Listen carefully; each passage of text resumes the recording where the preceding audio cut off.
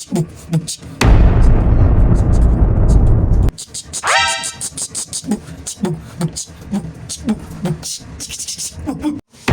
nga pala yung Loming Batangas natin. Ala eh!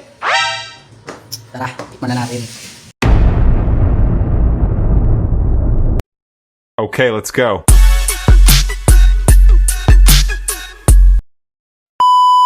Uy, rest day na naman nga ng kuya nyo. Kaya tara, samahan nyo ako at magluluto naman ako ng Loming Batangas at pupunta nga kami na Sarawat para mamili ng ingredients na gagamitin natin sa pagluto ng Loming Batangas. Namimiss ko na nga yung mga ganong pagkain, kaya tara, let's go guys. Assalamualaikum Munir. Sarawat Market ha? Come. Kamustash? Es? Hala, kamustash? Ada always. Shin. Shin. Lala. At ito ngayon nakasakay na nga kami ng kotse at hindi nga namin nahirita si tatay na 15 na lang yung pamasahe kasi sabi niya 20 na lang. At ganun-ganun nga lang kabilis. Dito na nga kami sa Sarawat.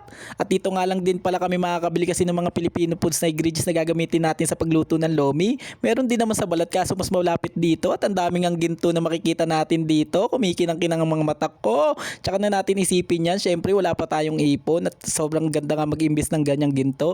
Syempre nandito na tayo sa market naman at kumuha na nga ako ng card.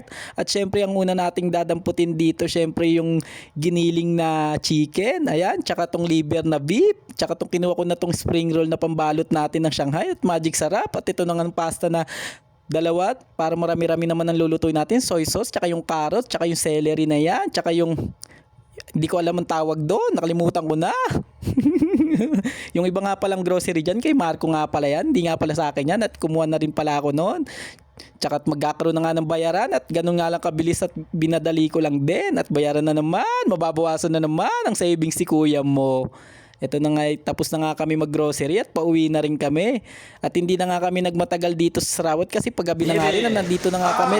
Nakasabay na naman nga namin to si tatay, ang liksi-liksi sumayaw. Ang kulit-kulit. Nakakatawa nga pag nakakasabay lagi namin si tatay, napakahilig sumayaw. At nandito na nga kami at ready ko na nga itong lulutuin natin. At ganito nga lang din ako tuwing day off ko, nagluluto ko. Syempre napakasarap magluto lalo na paghilig mo talaga. Kaya nililibang ko lang din yung sarili ko dito. Syempre mabilis lang ang taon at uuwi na rin tayo. At konting tiis lang para sa pamilya naman natin to ginagawa natin eh. Kahit medyo wala na tayong time sa mga mahal natin sa buhay, tiisin lang natin lahat ng sasabihin nila. Lalo na yung anak ko, medyo nawawala na rin ng ano sa akin, amor, kasi nga kala niya wala na akong time sa kanya, pero hindi niya alam na para sa kanya tong ginagawa ko. Tinitiis ko na lang din. Kasi mabilis lang naman. After 2 years nandun na ako at hindi na ako babalik dito. At iniisip ko na lang din na mag-business na lang din sa Pilipinas para makasama ko sila. Kaya tiis-tiis lang sa lahat ng mga sakripisyong gagawin natin para naman sa kanila to. At ito na nga. At nilagay ko na nga itong pasta at pinakuluan ko na nga siya. At pagkakulo nga pala niyan at set aside lang din natin yan. At hahanguin ko na nga at wag para hindi na madurog ng husto. Kaya pagkahango ko nga niyan at ire-ready na nga natin tong sunod nating lulutuin dito. At iniwa ko na yung sibuyas. At nilagay ko na nga lang yan at pinainit ko na nga ito ng mantika. At nilagay ko na yung sibuyas, bawang dyan. Sabay-sabay na yan. Nilagyan ko na nga rin ng tubig. Pagkalagay natin ng tubig niyan, 3 pitsil nga pala yan. Kasi marami-rami itong loming lulutuin natin. Nilagyan ko na nga ng toyo.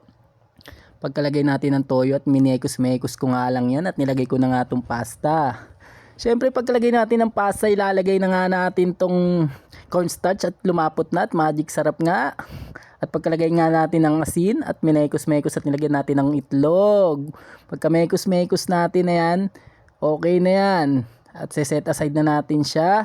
At ngayon nire-ready na natin tong kawali naman sa paglulutuan natin ng Shanghai. Pagkalagay natin yan ng Shanghai, sabay-sabay na yan. Pagkaluto niyan, maya-maya, ready na yan lahat. Kaya eto, luto na nga siya. Sinet aside na natin yan. At ngayon naman ilalagay naman natin tong chicken nuggets. Kasi walang kikiam dito, kaya no choice tayo. Chicken nuggets na lang naisip kong ipangsangkap. Kaya yan, ready na nga rin yung atay. Luto na nga yung mga gagamitin nating ingredients. Kaya plating na tayo mga kuys. Tara. Oo, ito na nga pala yung loming Batangas natin. Ala eh! Tara, tikman na natin.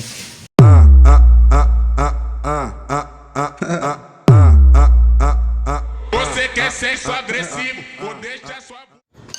Tikman na natin guys. Siyempre may kasamang toyo yan, no?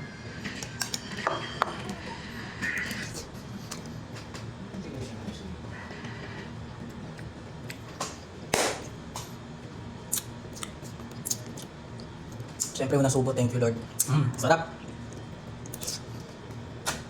Init. The best. Sarap mo talaga, Kuya Muramil. Napakasarap. Kaya tama na. Dito na nagtatapos ang ating vlog. Paalam.